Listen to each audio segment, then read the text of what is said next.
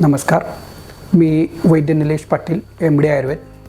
आज आपण एका विषयावर बोलायचं की बऱ्याचदा पेशंट आमच्या समोर जेव्हा येतात किंवा आयुर्वेदिक डॉक्टरांच्या समोर जेव्हा येतात तेव्हा त्यांचा एक क्वेश्चन असतो की सर, पंचकर्म हे फक्त शब्द त्यांनी ऐकून आलेले असतात आणि त्यांना असं लक्षात आलेलं असतं की पंचकर्माचा काय तर आयुर्वेदामध्ये पंचकर्म आहे आणि त्याचा उपयोग मग गर्भधारणेसाठी कसा होईल असे क्वेश्चन बऱ्याचदा पेशंट विचारत असतात.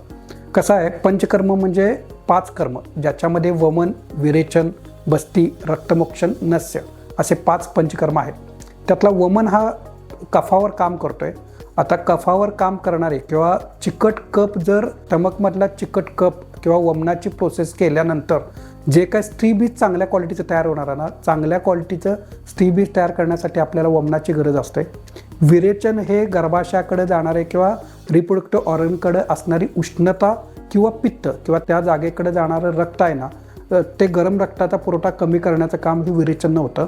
आणि बस्ती हे साक्षात गर्भधारणेच्या कोणत्याही पेशंटला, मग जो रिपोर्ट्स नॉर्मल असलेला असू दे पेशंट किंवा ॲबनॉर्मल असलेला असू दे किंवा जो एक्सलंट नॉर्मल पेशंट आहे, त्यांनीसुद्धा पंचकर्मातला बस्ती 8 दिवस 14 दिवस तुमच्या प्रकृतीनुसार जर गर्भधारणा केली तर वाताची विकृती कमी झाल्यामुळं गर्भाशयाचे अस्तर किंवा गर्भाशयाच्या आजूबाजूला असणारे ओव्हरी किंवा रिप्रोडक्टिव्ह सिस्टीम चांगले झाले तर त्या बाळाचं सिस्टीम म्हणजे तिथं टिकण्याची आणि त्याच्यानंतर नॉर्मल पूर्ण 9 महिने नॉर्मल वाढ होण्याचं आणि नॉर्मल डिलिव्हरी होण्यासाठी हा बस्तीचा खूप छान उपयोग होतो.